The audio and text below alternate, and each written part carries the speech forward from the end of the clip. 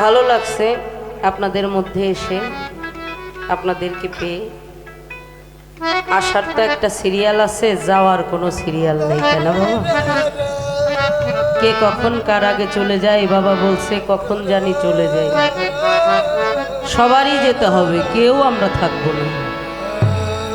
মালিকের ডাক যখন আসবে সবাইকেই আমাদের যেতে হবে। দরদি কিছু বলবেন? নইলে বসেন, বসেন, না হলে যান।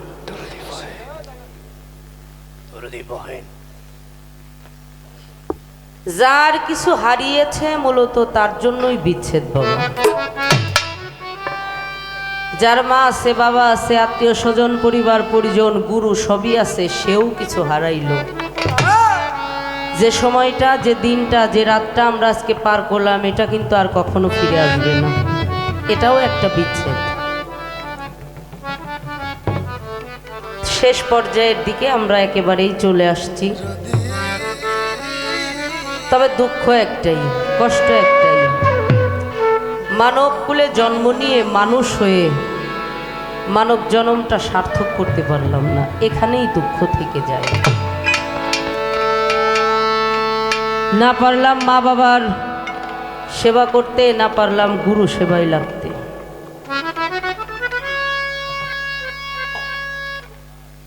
যতই পূজা পার্বণ করি, যতই নামাজ রোজা রাখি, কোনো লাভ নাই যদি মা বাবাকে কষ্ট দিয়ে থাকি। যতই বই পুস্তক করে পণ্ডিত হই, কোনো লাভ নেই। মা গুরু, বাবা গুরু, এই দুইটা মানুষকে সন্তুষ্ট না রাখলে তার জন্য কোনো ইবাদত সাধন ভজন না। পায়ে হাত দিয়ে অনুরোধ করে যাই, মাইকের আওয়াজটা যত দূরেই যাচ্ছে সকলকে, বাবা গুরু, মা গুরু, এই দুইটা মানুষকে যেন আমরা কেউ কষ্ট না দিই। ইসলাম ধর্মে বলে পিতা কাবা, মা হলো মদিনা। এই মা বাবাকে আমরা সেবা যত্ন না করে মক্কায় গিয়ে হজ করে আসলে আমার মালিক তা কবুল করে না। হারানোর অনেক বড় যন্ত্রণা। যার নাই ওই মানুষটা জানে। বাস্তব একটা কথা কি বাবা, দেখবেন আপনার মা বেঁচে নাই, অনেক মানুষকে আপনি মা বলে ডাকেন, আত্মতৃপ্তিটা কখনোই আসবে না। নিজের মাকে মা বললে যে আত্মতৃপ্তিটা ঘটে, এটা কোনো নারীকে ডাকলেই ঘটে না। নিজের যদি একটা পাগল বাবাও বেঁচে থাকে, নিজের বাবাটাকে বাবা বাবা বললে যে আত্মতৃপ্তি ঘটে, এটা অন্য কাউকে ডাকলে ঘটে না। এইভাবে আসলাম একা, এসে জুটলো দোকা, সেই রসে হয়ে ভেকা, পেয়ে সাধের একটা ময়না, জনম ভরে পুষলাম তারে, দিয়ে কত শাড়ি আর গয়না, একটু স্বার্থের হানি হলে ও ফিরে চায় না। রাগ করবে, তুমি আমাকে এটা দিলে না, ওটা দিলে না।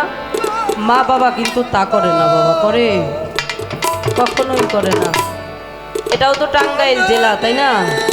আমাদের সখীপুরে অনেক কষ্ট করে বাবা নাই, স্বামীর পিতৃক একটু সম্পত্তি বিক্রি করে ছেলেকে বিদেশ পাঠাইছে। অনেক বছর বিদেশ করে বাড়িতে আসছে, জমি জমা কিনছে, বাড়ি ঘর করছে, মা ছেলেরে বিয়ে দিছে। কয়েক মাস থাকার পরে ছেলে আবার চলে গেছে বিদেশে। একটানা 5 বছর থেকে বাড়ি আসবে, 7 দিন বাকি। বাড়িতে মোবাইল করছে ঘরের স্ত্রীর কাছে, একটু দূরে থেকে রাখি পাই, আমি তো চলে আসবো 7 দিনের মধ্যে, কি লাগবে তোমার জন্য, কি আনবো? স্ত্রী ডেকে বলেছিল আমার গলার হার, হাতের বালা, মাথার টিকলি আর একটু বেশি আইনেন, আপনার শালি আছে, ওরে দিতে হবে না? পাশের রুমে ছিল জনম দুঃখী ওই মা, মায়ের কথা একবারও মুখে বলেনি। মা ঘর থেকে বৌমার রুমে এসে ডাক দিয়া কয়, মা গো আমার ছেলে ফোন করছে। কয় কত কিছু তুমি চাইলা, একটি বারো তো জিজ্ঞাসা করলা না আমার ছেলেটা কেমন আছে। কত কিছুই তো চাইলা, ছেলেটা বলে আমার মা আসছে তোমার কাছে, হয় একটু মায়ের কাছে দাও। দেখেন মা কেমন হয়, ফোনটা কানে নিয়ে যখন হ্যালো বলছে, ছেলেটা মা বলে শুধু একটা ডাক দিছে। মা চোখের পানি, চোখের জল ধরে রাখতে পারে। ও মা, আমি তো 7 দিনের মধ্যেই চলে আসবো, তোমার কি লাগবে মা বলো, তোমার জন্য কি নিয়ে আসবো। মা জননী কেঁদে দিয়ে বলেছিল, বাবা তুমি যে টাকাটা দিয়ে আমার জন্য কিছু কিনে আনবা, ওই টাকাটা দিয়ে ভালো ভালো কিছু ফল কিনে তুমি খাইও, তোমার শরীরটা ভালো থাকবে। প্রবাসে থাকো, কত কষ্ট করো, একটু যত্ন করতে পারি না, আদর করতে পারি না, নিজের হাতে খাওয়াতে পারি না, কিছুই লাগবে না বাবা আমার, শুধু তুমি বাড়িতে এসে আমাকে মা মা বলে একটু ডাক দিও, তাতেই আমার হয়ে যাবে। এর নাম হলো মা।